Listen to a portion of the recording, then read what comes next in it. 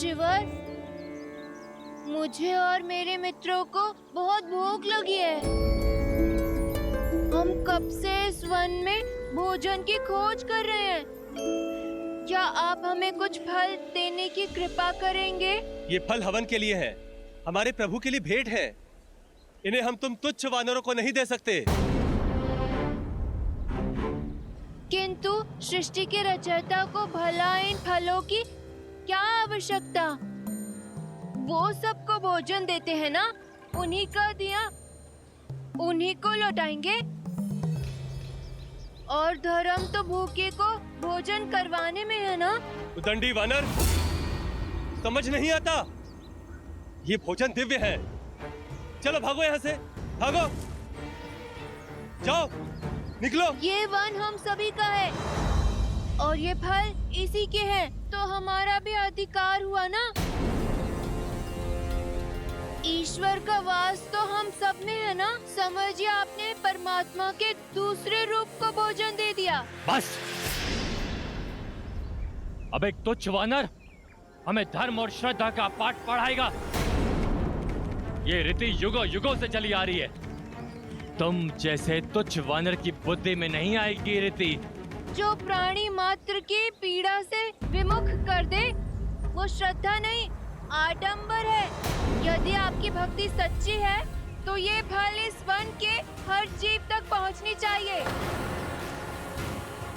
जब जीव भूखा हो तब भोजन भगवान को भी रास नहीं आता। तो साहसी वानर हमारी रीति और हमारे नियमों का अपमान करता है। इससे पहले मैं तुझे श्राप दे दूं। चले जाओ यहाँ से। हरि नहीं दिखते तो आपकी ये रीतियाँ अर्थहीन हैं। इसी क्षण मेरी दृष्टि से ओझल हो जाओ। तुम जैसे तिरस्कृत प्राणियों के लिए कोई स्थान नहीं है यहाँ।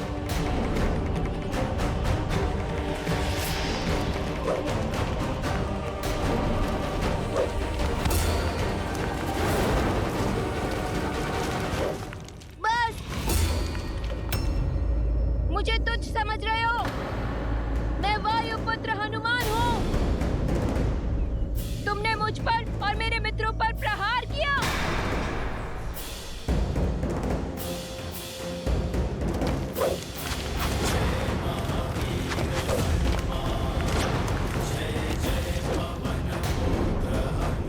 आओ मित्रों, इन ऋषियों को ऐसा पाठ पढ़ाते हैं जिसे ये कभी भूल ना पाए।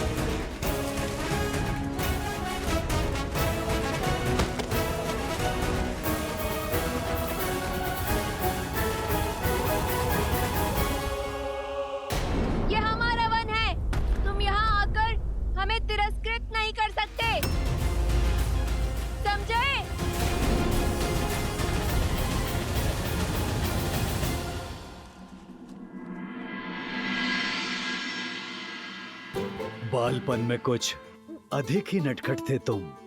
तुम्हारी ऊर्जा कई बार ऋषियों की तपस्या में विघ्न डाल देती थी।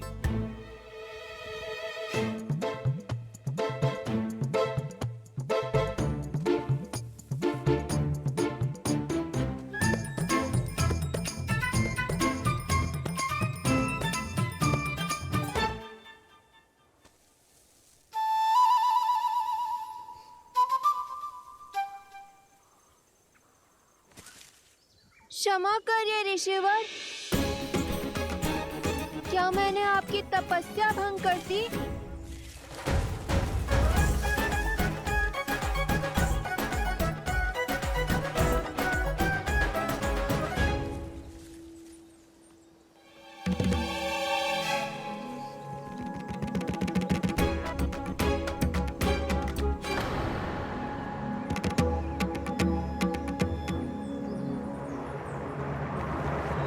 दुष्ट वानर, हमारी पूजा और हवन में विघ्न डालने का दुस्साहस कैसे किया तुमने? आप ऋषिवर अपनी रीतियों में इतने खो गए हैं कि उनके अर्थ ही भूल गए। रुको। अपनी रीतियों में इतने खो गए हैं कि उनके अर्थ ही भूल गए। अब इन वानरों का दुस्साहस और नहीं सहेंगे हम।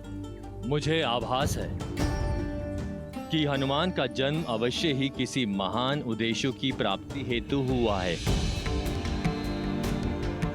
परंतु भय है कि उसके इस चपल और मनचले स्वभाव के कारण कहीं कोई ऋषि अत्यंत क्रोधित ना हो जाए। तो हमें क्या करना चाहिए? इतने दिव्य शक्तियों वाले बालक को हम नहीं तो कौन रोकेगा?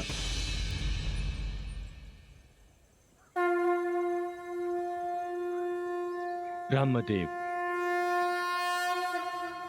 अब वही कोई उपाय बता सकते हैं। हमें ब्रह्मदेव से सहायता लेनी होगी। ऋषि ब्रह्मदेव के पास गए और उन्होंने तुम्हें श्रापित कर पाने का विकल्प दिया। उद्दंडता का दंड मिलना आवश्यक है, परंतु बालकों के साथ सौम्य रहना भी उतना ही आवश्यक है। हनुमान का भविष्य जगत कल्याण का मार्ग प्रशस्त करेगा। मैं कोई उपाय सोचता हूं जिससे वो मार्ग पर भी आ जाए और कोई उसकी हानि भी ना हो।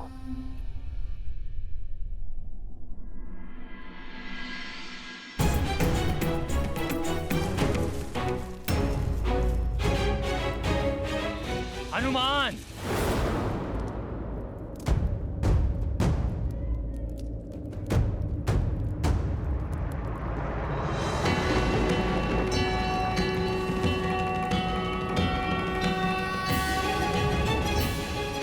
ब्रह्मदेव के आदेश पर मैं तुम्हें श्राप देता हूं कि तुम अपनी सारी दिव्य शक्तियों को तब तक भूल जाओगे जब तक कोई तुम्हें इसका बोध नहीं करवाता। परंतु ब्रह्मदेव ने इस श्राप के साथ राम की भक्ति का वरदान भी दिया है। तुम इसी क्षण से श्री राम की भक्ति में लीन रहोगे और तुम्हारी श्रद्धा बाली द्वारा सताए गए वानरों को संबल देगी।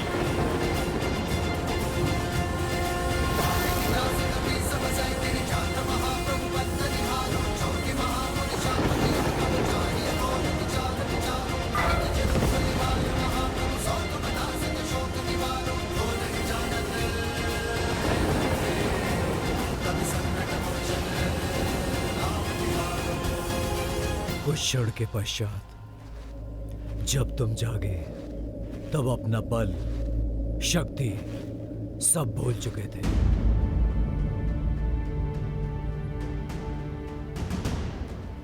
तुम्हारे मुख पर केवल श्री राम का नाम था।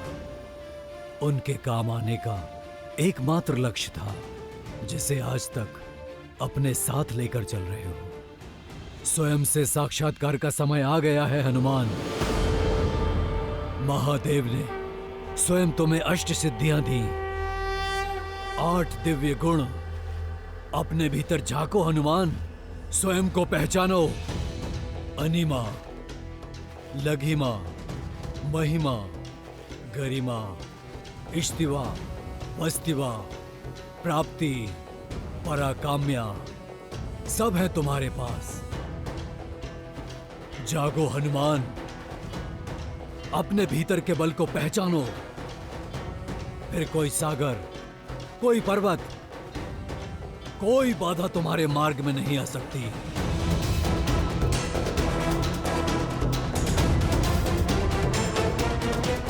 पवन पुत्र केसरी नंदन, शिवांश हनुमान, पहचानो अपने आप को। शिवांश हनुमान, पहचानो अपने आप को। शिवांश हनुमान, पहचानो अपने आप को।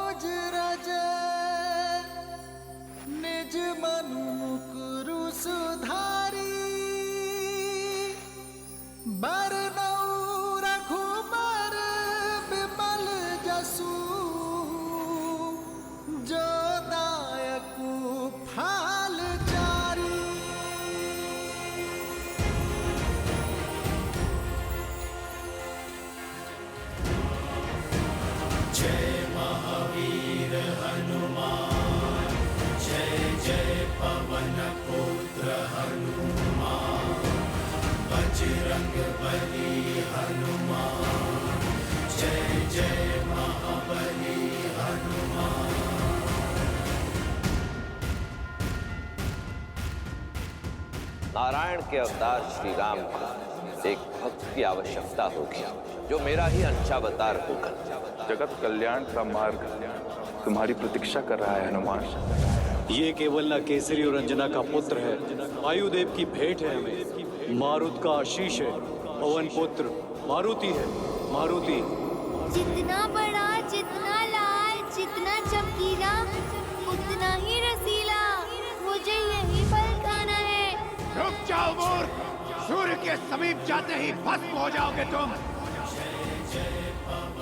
मारुति का जन्म जीवन और मृत्यु के जाल से कहीं अधिक ऊंचा है। इसे तो लौटना ही होगा।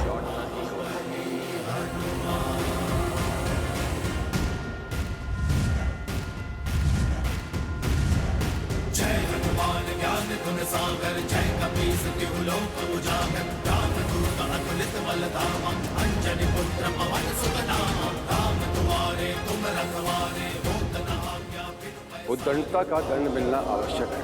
ब्रह्मदेव के आदेश पर मैं तुम्हें श्राप देता हूँ कि तुम अपनी सभी दिव्य शक्तियों को तब तक भूल जाओगे जब तक तुम्हें कोई इसका बोध नहीं करवाता।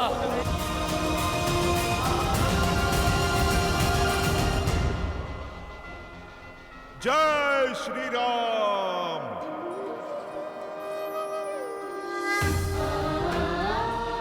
ये मुद्रिका मैं तुम्हें सौंप रहा हूं हनुमान, जो मेरे लिए सीता का विश्वास है। जब सीता मिले तो उसे ही मुद्रिका सौंप देना हनुमान।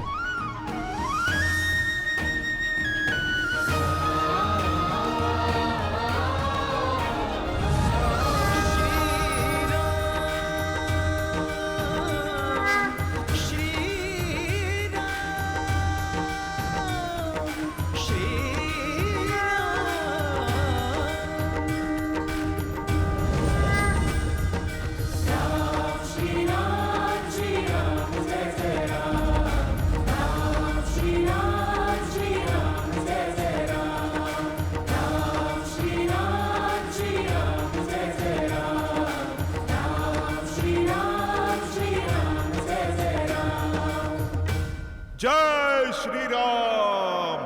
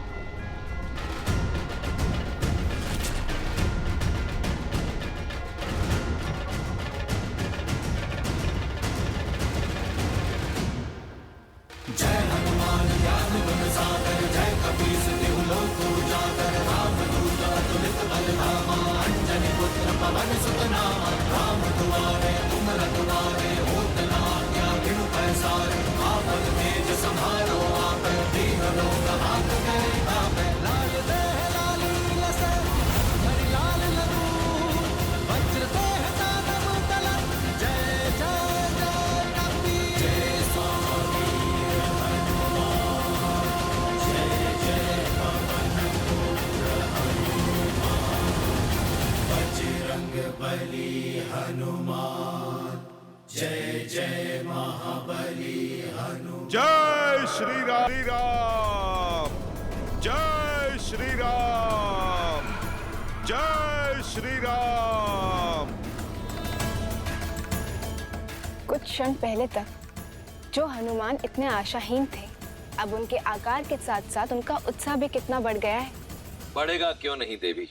जब व्यक्ति का विश्वास बढ़ता है तो सामने आई कठिनाई स्वयं छोटी होती चली जाती है।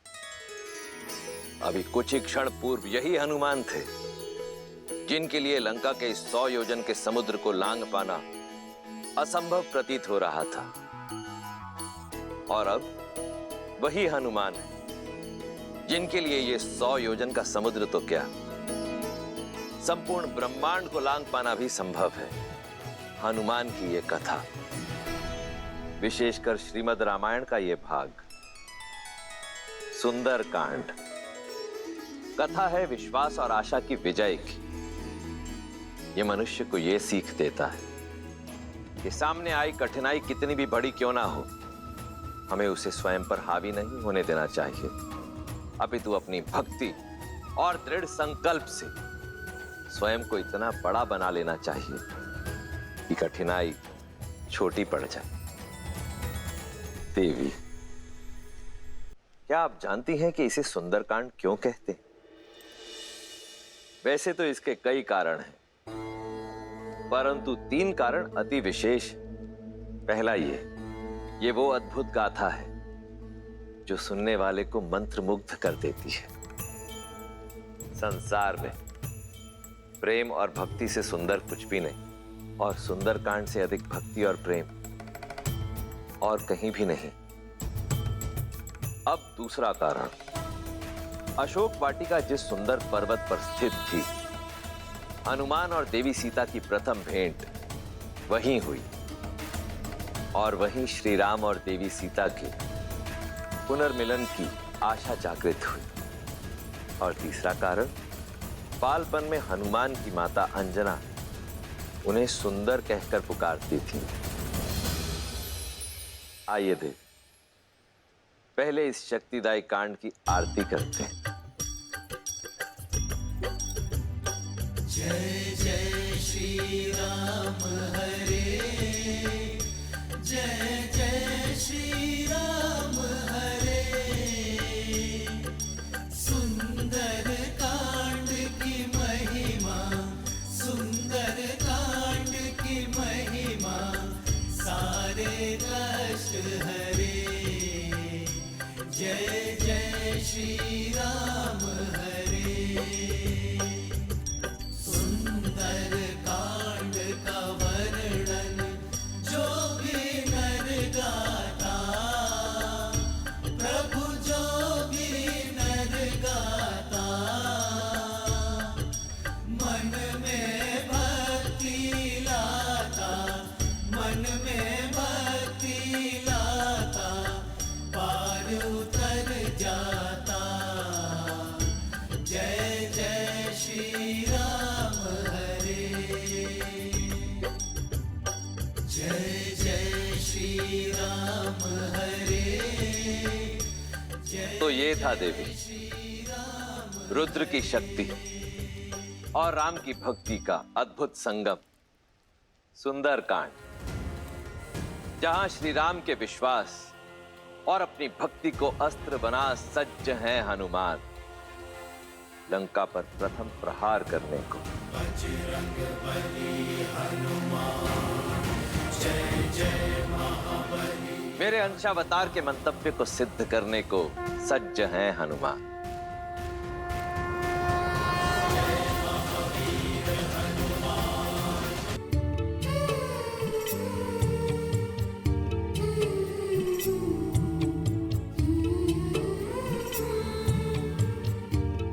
दो 210, 211, 212। ऐसे किस विशेष कार्य में डूबी हो सीते? भविष्य में झांकने का प्रयास कर रही हूँ। गिन रही हूँ कि हमारे वनवास में कितने दिन शेष है। देखिए, वर्ष भर भी नहीं बचा।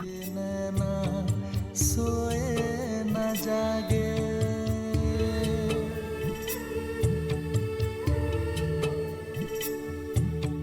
रूठे से लगते सांसों के धागे, भीगे ये नैना सोए न जागे, तन से प्राण विलग हों जैसे सिया से राम अलग हो कैसे।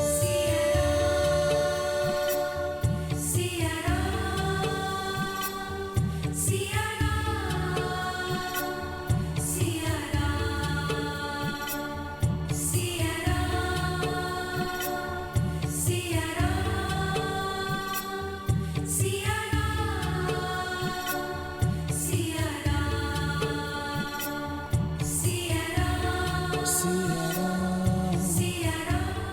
बीते।